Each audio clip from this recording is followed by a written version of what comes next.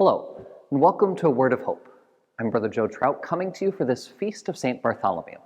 And in today's first reading, we get an interesting account from Revelation about the New Jerusalem coming down to earth, and that it has these gates inscribed with the names of the tribes of Israel and the cornerstones with the names of the apostles. What is this talking about? What is it telling us? We need to go back, right? Go back to the story of Abraham, when his covenant with God is promised that he will inherit the promised land, that his descendants will live there and dwell, it will be their land, and that he will be the father of a great many nations, right? Well, then we get the story in the Exodus where Moses is leading people to the promised land. Joshua leads them in, and they finally actually take hold of this. And in King David, they have a real kingdom there with the land that they have. But they lose it repeatedly from there on out. They never really have it in the same way anymore. Then you get the vision from Ezekiel that Revelation is really directly taking from, where he envisions this great city with the river flowing out from the temple.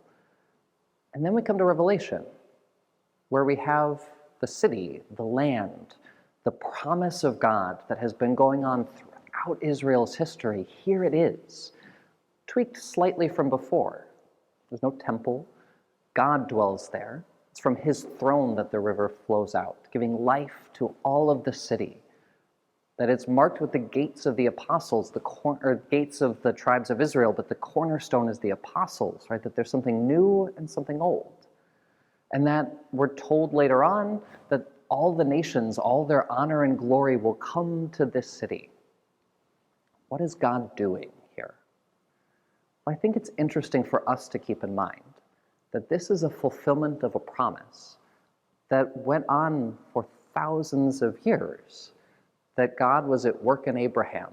And when it didn't quite go the way he thought and his descendants leave the promised land to Egypt, God doesn't take away the promise. He promises more and more and more. The vision keeps growing to be more good, more just. And that's actually what our lives of hope are. You know, sometimes we tend to think that, well, if I didn't get what I wanted, I need to just let go of my desires. But in fact, what God calls us to is to hope for more, not less. He always wants to give us more than we're asking for. So I ask you to take a moment today as we ponder, one of the apostles of our church. What is it that you're asking God to give you? What are you longing for in your life? Is it enough? Because God wants to give you more than that, even if it might take a very long time before we get there. But that's the nature of hope. It's a journey towards an end that surpasses our imaginations. Take care. Have a wonderful day, and God bless.